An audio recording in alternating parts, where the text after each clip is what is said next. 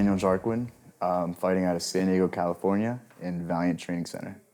You know, I was scheduled for your guys' last event, Hendo's Fight Night. I believe it was 14 back in November.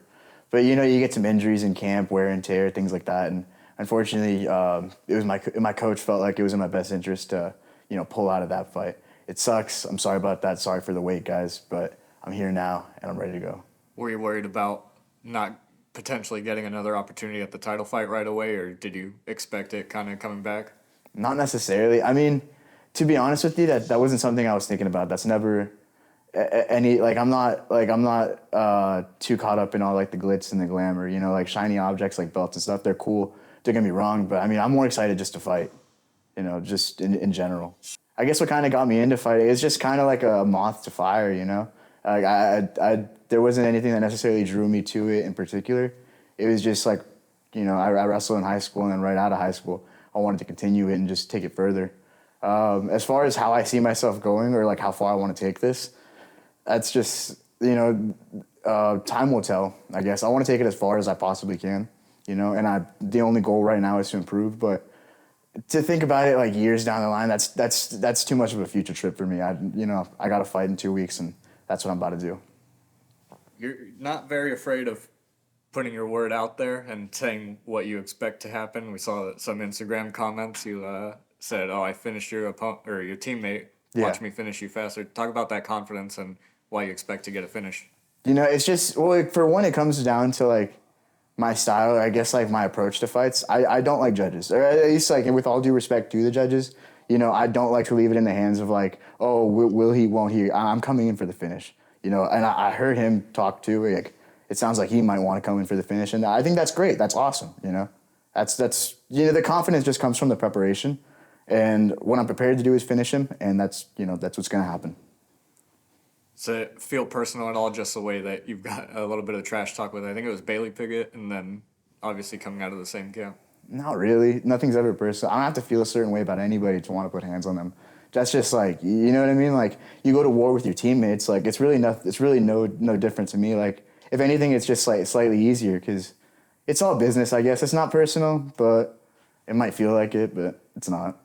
Talk about what it was like having your teammate on the last show. He was the first lightweight champion for our promotion, Leon Schlemoon, and how motivating is that to have your teammate go and take the belt?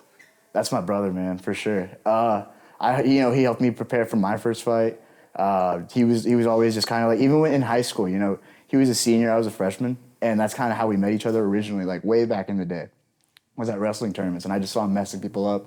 From there, just to see him like go take the belt first and then have me follow up right after that, it's going to be fun. It's going to be really amazing to bring his sister belt back home to the gym, put it back on the wall. It's going to look really good there. You've got 3 Valiant Training Center fighters on this card. Talk about how tight-knit you guys and your team are and how it's going to feel to be riding with the momentum from the last show into this one. Man, those guys are my dogs, bro. Those guys are family for sure. Like, let's talk about you got Jaden Longoria, right? He's an absolute dog. Like, you can't finish this guy, man. I'm telling you right now. Like, I be trying sometimes. You cannot finish this guy. You got Momo Morales, dog. You guys saw it in his last fight against Trayvon. Like, I'm gonna say that, whatever. But that was an amazing fight. He's an incredible fighter, strong as hell, pushes the pace. Same thing with Jaden. Neither of these guys I don't see them losing, and I'm definitely not losing. So be ready for a clean sweep. Valiant Training Center. You're not going to believe it until you're there, right? Until you see all of us training together. You realize that, like, the guys that you see on these cards, like, and I mean this with no disrespect to other gyms, but you'll see guys and they're fighting for other gyms, but then you go to that gym, they're not there. You come to Valiant on any given day, dude, I'm there, David's there, Jaden's there. We're all there every day consistently. So it's one of those things where it's just like, when you have a bunch of people that are really driven, really focused, it's a very special, like, chemistry. It's a very special mix, and it's not even just the people that fight. It's just like everybody, all the members at the gym. It's very close knit. It's fucking cool, man. Yeah, absolutely. I love seeing all the things you guys post all the time. Yeah. Coach Jeff's always posting the gym. You guys are training like, it feels like you guys don't even have jobs. You're just there training all the time. No, I mean we do, but like we don't have a life. That's what it is. I don't have a fucking social life, man. I just train, I work. That's all it is. That's all I do. Final message to Alex Ogaz. I'm gonna be honest with you, Alex. I don't really got any words for you. I'll see you in the cage, and they're gonna lock the door, and that's gonna be it. I'll see you.